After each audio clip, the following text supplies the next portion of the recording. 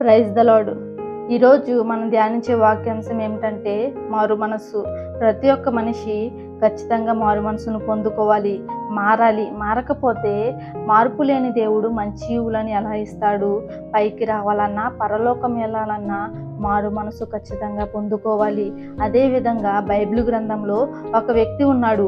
అతడు ఏ విధంగా మారు మనసును పొందుకున్నాడో వాక్య భాగం నుంచి మనం చూద్దాం. ఆదికాండం 32వ అధ్యాయం 26వ వచనాన్ని చదువుకుందాం. ఆయన తెల్లవారుచున్నది గనుక నన్ను పోనిమ్మనగా అతడు, నీవు నన్ను ఆశీర్వదించితేనే గాని నిన్ను పోనీయనను. ఇక్కడ యాకోబు విషయాన్ని మనం చూస్తున్నాం. యాకోబు అంటున్నాడు, నీవు నన్ను ఆశీర్వదించితేనే గాని నేను నిన్ను పోనీయనను.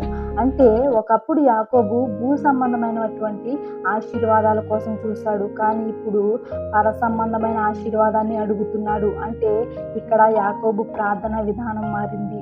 అదేవిధంగా రెండో విషయాన్ని చూద్దాం. ఆదికాండం 32వ అధ్యాయం 27-28 వచనాలను చదువుకుందాం.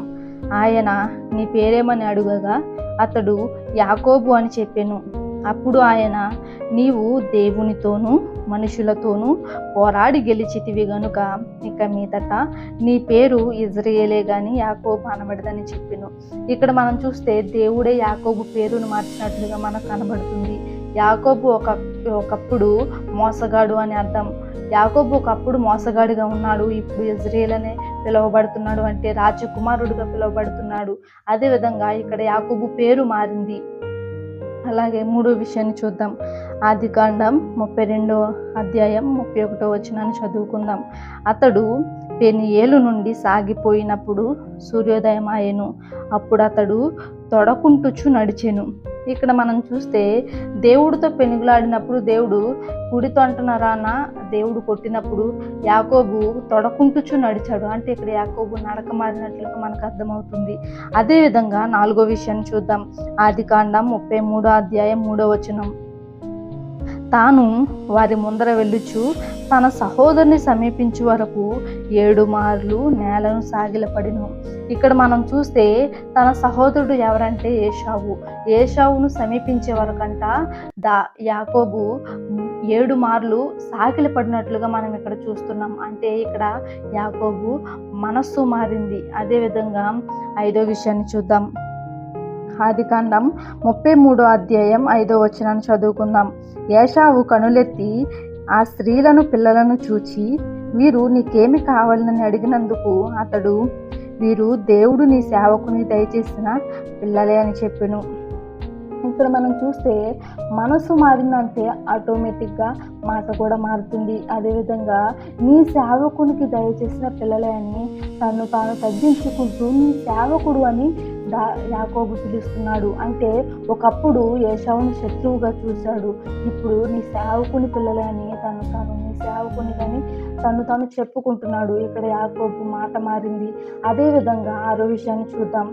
ఆదికాండం 33వ అధ్యాయం 10వ వచనాన్ని చదువుకుందాం. అప్పుడు యాకోబు, అట్లు కాదు, నీ కటాక్షము నా మీద ఉన్న ఎడల చిత్తగించి నా చేత ఈ కానుక పుచ్చుకొనుము. దేవుని ముఖము చూచినట్లు నీ ముఖము చూచి తిని, నీ కటాక్షము నా మీద వచ్చినది కదా. ఇక్కడ మనం చూస్తే యాకోబు చూపు మారింది. ఒకప్పుడు తన అన్నను ఏశావును శత్రువుగా చూచాడు, ఇప్పుడు ఏశావు ముఖంలో దేవుని చూడగలుగుతున్నాడు. అంటే ఇక్కడ యాకోబు చూపు మారింది. మొదటిగా యాకోబు ప్రార్థన మారింది, రెండవదిగా యాకోబు పేరు మారింది, మూడవదిగా యాకోబు నడక మారింది, నాలుగవదిగా యాకోబు మనస్సు మారింది, ఐదవదిగా యాకోబు మాట మారింది, ఆరవదిగా యాకోబు చూపు మారింది. ఈ విధంగా మనం చూస్తే యాకోబు విషయంలో మొదట ముందున్న జీవితంలో యాకోబు మోసగాడు, ప్రజల దృష్టిలో మోసగాడిగా మంచివాడిగా ఉన్నాడు, కానీ దేవుని దృష్టిలో చెడ్డవాడిగా ఉన్నాడు.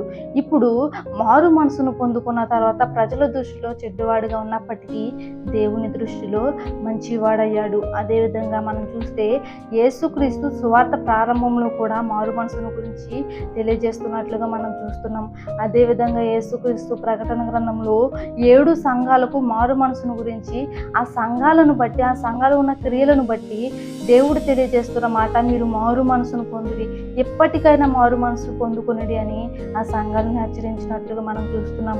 ఈరోజు ప్రియ దేవుని పిల్లలారా, ప్రతి ఒక్క మనిషి మారు మనసును పొందుకోవాలి. మారు మనసు కలిగి ఉంటేనే దేవునితో ఉండే భాగ్యం మనం పొందుకుంటాం. ఆ నిత్య జీవాన్ని పొందుకోవాలన్నా, దేవునితో నిత్యం మనం ఉండాలన్నా మారు మనసు తప్పనిసరి. ఈరోజు రక్షణ తీసుకొని బాప్తిసం పొందుకున్న తర్వాత యథావిధిగా పాతరోత జీవితంలో ఉన్నామంటే మన పాపాన్ని, దుర్మార్గతను, దుష్టత్వాన్ని, దుర్గతిని మనం విడిచిపెట్టకుండా ఇంకా పాపంలోనే ఉన్నామంటే దేవుడు సహించడు. ఖచ్చితంగా ప్రతి ఒక్క మనిషి మారు మనసు పొందుకోవాలి. మారు మనసుకు తగిన ఫలము ఫలించాలి. ఆత్మ ఫలములు మనలో క్రియారూపంగా, మన విశ్వాస జీవితంలో క్రియారూపంగా కనబడుతూ ఉండాలన్నమాట. ఈరోజు మనము యాకోబు వలె మన చూపు మారిందా, మన మాట మారిందా, మన యొక్క నడవడిక మారిందా, మన యొక్క ప్రార్థన జీవితం మారిందా, మన యొక్క ప్రవర్తన మారిందా అనే విషయాన్ని మనం తెలుసుకోవాలి. ఈరోజు నీవు నేను మారు మనసు లేకపోతే దేవునితో ఉండలేము. ఈరోజు మనము మారు మనసు పొందుకుంటేనే నిత్యము దేవునితో ఉండే యోగ్యతను మనం పొందుకుంటాం. యాకోబు ఏ విధంగా అయితే ముందున్న జీవితంలో మోసగాడిగా జీవించి తర్వాత ఆశీర్వాదం వైపు నడిపించబడ్డాడు, ఆశీర్వాదంలో నివసింపబడ్డాడు. ఈరోజు మనము ఏ విధంగా ఉన్నాం? మనం ఇంకా పాతరోత జీవితాన్ని